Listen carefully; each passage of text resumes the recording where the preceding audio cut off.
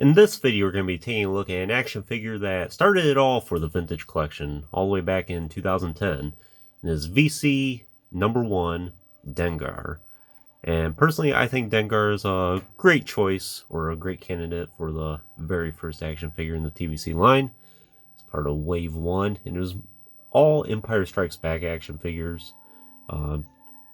Personally, I think it was a great way to start the line off in general with The Empire Strikes Back.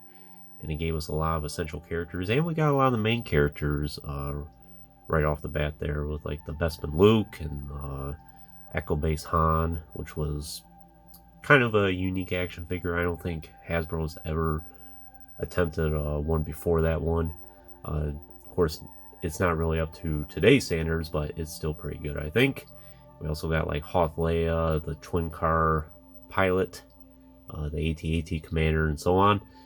And I'll be sure to feature most of those on the channel at some point. I do have most of them at this point. But we're going to start off here with Dengar. So I want to go back and fill a lot of the holes from the TVC 1.0 line. I'm getting to the point where I have a lot of them reviewed on the channel, but we're missing a lot of the very early ones. So that's what we're going to be correcting now. So Dengar, I think today he's still highly regarded in the TVC line. Personally, I don't think there's really a need to update him in any way. I have heard every now and then that he was rumored to be a repack. That rumor's been going around for probably 3 years now. Of course, Hasbro hasn't really indicated it, but I think on some like the action figure forums and things like that, he's been rumored every now and then. So perhaps he'll get a repack at some point. I think a lot of people would welcome that. And again, there's really no need to update him other than even a photoreal face I don't think would really improve him in any way, because the painted face he has is perfect. It has all the fine lines, and you can tell he's rough around the edges, and it's a perfect action figure all around. So I actually did not get this guy until about 2017 or 18, I think. I got him brand new, and he had the star case around his card. And I only paid $20 for it. I got it at a local comic book store, actually. So $20 for Dengar was a pretty good deal. I don't think even at that time you really found him for $20 so much anymore. I do recall seeing him in stores back in 2010 and 11. He did peg warm a lot, similar to like Hoth Leia. And he often went on sale, and even then he still didn't sell. But it was one of those things where once he's out of production and he's out of retail, then all of a sudden demand for him goes up more, and his price ended up skyrocketing. Not the worst in the world in terms of TVC, maybe in the $50 or $60 range, but still pretty expensive for Dengar. So I think a lot of people at this point would welcome a re-release. Anyways, let's just take a closer look at this guy.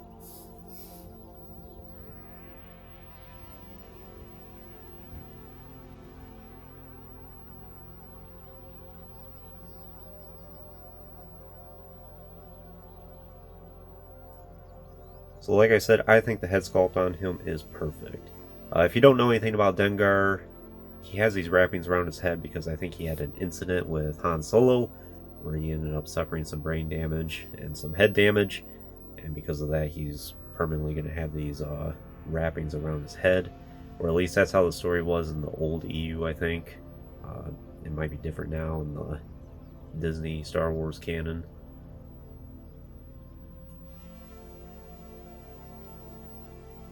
And that story had been around long before even the Clone Wars series, and thinking back on it, I know in the Clone Wars series Dengar had some wrappings as well, and he's much younger, and obviously Han Solo would have been a kid at this time, so perhaps the Clone Wars series contradicts that story as well.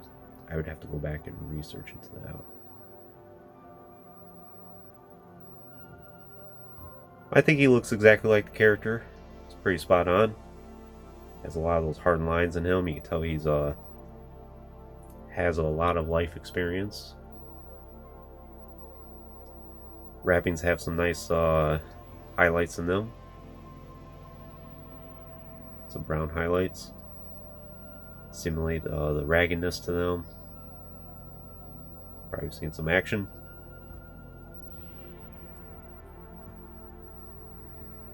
far as his armor here, his torso armor here, or his chest plate, looks very similar to the Imperial officer's chest plate, like General Veer's and the AT-AT commander. Wonder if that is the same, actually. And it has some nice, or it's a nice brown color. And he does have some dents and some scrapes in it, especially around here. Has shoulder armor and gauntlets. Very good. And it's about the same on both sides. Some nice dirt applied to his gloves here, to both of them.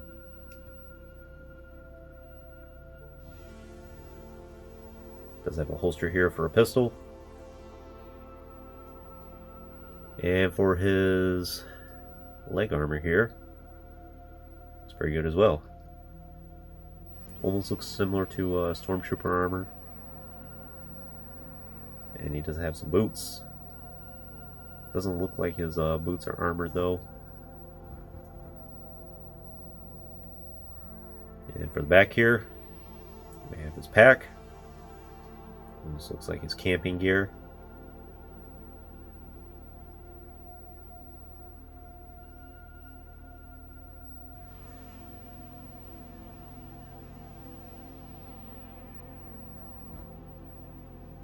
So in terms of his articulation, he does have a nice ball joint at the head. Has a very good range of motion. He does have a little bit of space between his neck and his shoulders there, so it does allow for that extra mobility. He doesn't really have giraffe neck. Looks good.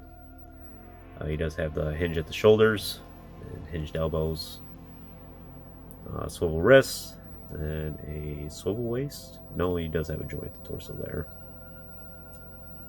He does have swivel hips, which unfortunately his legs are bowed at an angle, so you can't really get him to stand up straight ever. And if you have him on a stand, you're going to have to bend his legs like this in order to get him to stand somewhat upright. Otherwise, he's going to be standing at an angle like that, for instance. And there's really not a whole lot you can do about it unless you have his legs bent like that. But he does have hinged knees and hinged ankles as well. And even back in 2010, getting super articulation like this was not totally common. A lot of action figures still lacked in something, so this was still pretty innovative at the time.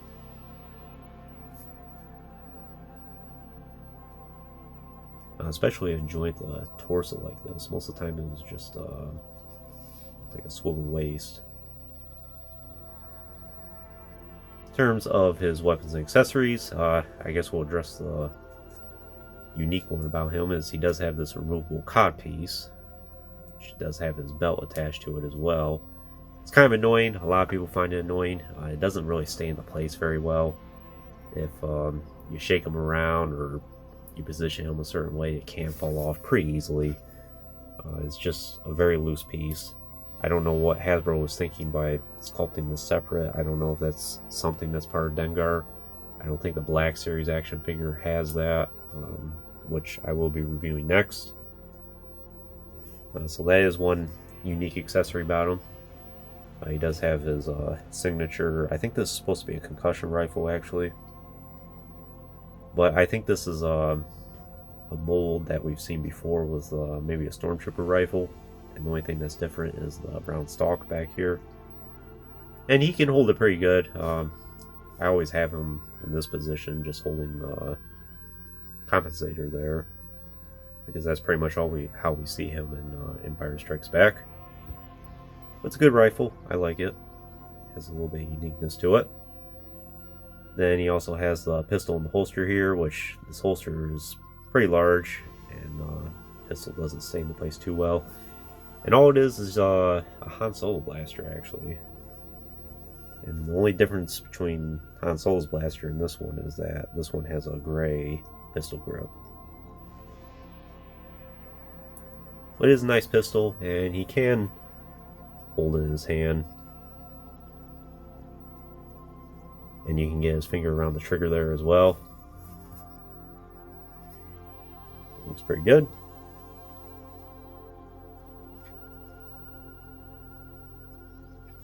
And he also has his package removable as well. It stays into place pretty good. You can see a little bit of Dengar's suit under his armor. Looks like a flight suit.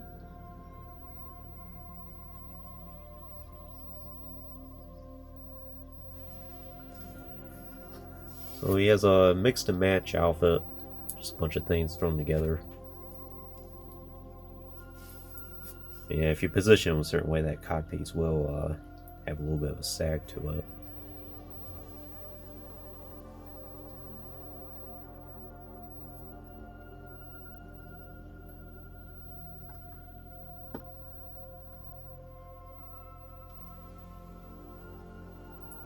You can get some really nice poses with him. I will go ahead and bring out the Black Series action figure of him real quick. This was released maybe 2019 or 20, something like that. And we'll do his own individual video here next. And they look pretty good together, even with basically a decade apart from one another. I think they're both basically equals, other than the scale. Obviously, you can see there are some differences. The head wrappings for the 3 3/4 inch figure are much darker compared to the Black Series. Same with the rest of his flight suit under his armor. And there are some slight color differences here and there, but other than that, both solid and equally good action figures in my opinion.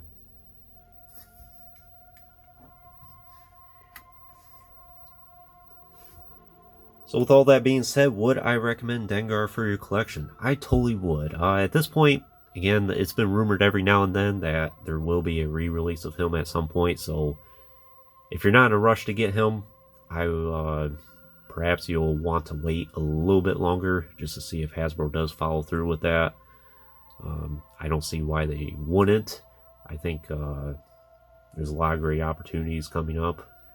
They could do it within next year even. Next year will be the 45th anniversary of The Empire Strikes Back, hard to believe. So perhaps that would be a good time to do a re-release then. But if you really want Dengar now, just shop around for some good prices. I would not spend more than...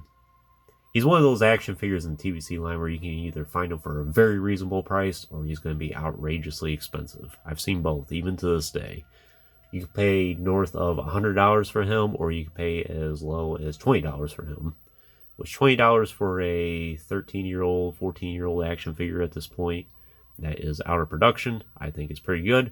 So if you find him for $20, I would say jump on that immediately if you have any interest in Dengar. But if you are only seeing prices of him that are like $50 plus, I would say shop around a little bit more and find a good deal. But he's a solid action figure. Fantastic way to start off the TVC line. I think Dengar is probably one of the best choices that you can make as your debut action figure for the line.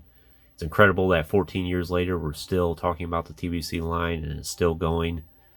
And yeah, that's pretty much all I can say about this 3 3/4 inch TVC Dengar. At some point I will do a Empire Strikes Back Bounty Hunter video, just showing them all off together. But we'll save that for another time. But anyways, I hope you enjoyed this review. Stay tuned for plenty more reviews in the future. There'll always be more to come. If you haven't already, please like the video and subscribe to the channel. I always appreciate all your support, and check out some links in the description if you haven't done so already. As always, thanks for watching.